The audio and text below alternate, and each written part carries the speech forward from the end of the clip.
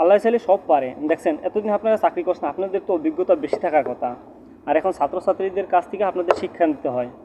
আর এখন ছাত্রছাত্রীরা দেখাই দিল যে কীভাবে আইন মানতে হয়, কীভাবে আইনকানুন ঠিক করতে হয়, কীভাবে মানুষের সাথে কথা বলতে হয়, চলাফেরা করতে হয়, এটা ওটা নানান ধরনের কিছু শিখিয়ে দিল।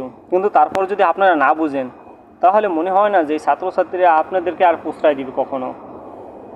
এখনও সময় আছে, যেহেতু মানুষ আস্তে আস্তে ফিরতে আছে। একটা কিছু হইলে ফিরতে একটু সময় লাগে, কিন্তু আপনারা আস্তে আস্তে ফিরেন, দেখুন সবই ভালো হইব। আমাদের বাংলাদেশ না, বাংলাদেশের মানুষ ভালো হইলে সব ভালো হইব।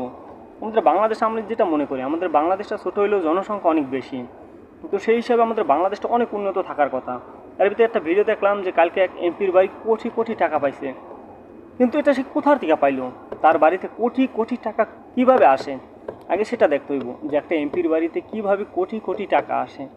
আপনারা এখনও ছাত্রছাত্রীর দিকে শিক্ষা নেন, শিক্ষার কোনো বয়স নাই, ঠিক আছে?